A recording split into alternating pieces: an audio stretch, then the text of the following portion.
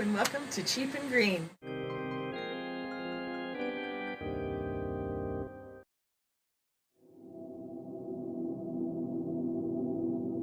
Hi guys, and welcome to Cheap and Green. And this is episode 2 of my Halloween display. And I'm still working on that same theme of the sort of creepy apothecary kind of look. And what I've been doing is actually trying to make a display of sort of specimens and samples like in a bell jar. Now, if any of you have ever seen those beautiful bell jars, some people call them cloches, they're extraordinarily expensive, and there's no way that I could afford to get a whole collection of them or have time. So what I've been doing is collecting all of my jars. What we have here. So you can see, I've got my pickle jars and so forth, and some of these are jam, peanut butter, whatever. So the ones that were like this with labels and stuff, I just painted that same silvery black color that I did the bottle from last week. I did them all at the same time.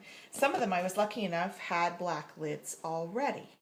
So I just soaked them in warm water to get the labels off. Some of them have this kind of sticky goo left over from the labels, so I'll have to use something like Goo Gone, or even actually nail polish remover can work to take that off, and I'll do that later. So obviously this just looks like a jar with a painted lid, but this is my plan. I'm going to turn it upside down and it automatically looks a little bit more interesting. Then I found this stick on a wok. I'm going to put that in there. There we go. And then I have this neat display. Now what I probably will do, I'll probably put a little dab of hot glue at the bottom and stand him up a little bit better. So this is an old honey jar, and I didn't bother painting this because look what I found at the Goodwill. I found these candle holders, and I was actually just going to use them as candle holders, but it fits perfectly, and it gives it a little height, and it makes it look really interesting. So these are some of the objects that I picked up on a walk around my neighborhood, and I think they're going to look really interesting once they're inside the jars. This actually my mother made, and that's part of my traditional Halloween display. But I'm going to try and find a jar that he fits inside. And of course my little owl from before, I think I'll tuck him inside a jar and see how he looks too. So for this one, I thought it needed to be a little higher, so I just grabbed an old champagne cork and I used my glue gun, and I think that is going to work out okay.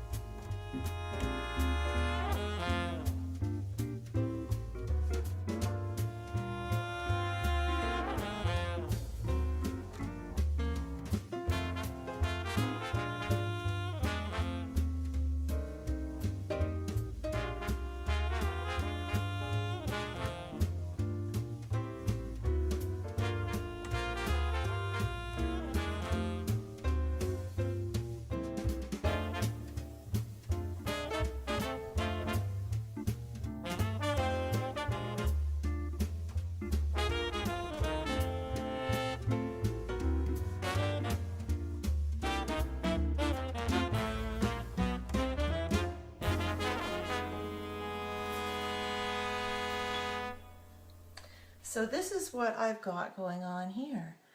I managed to get all my little objects inside these recycled jars.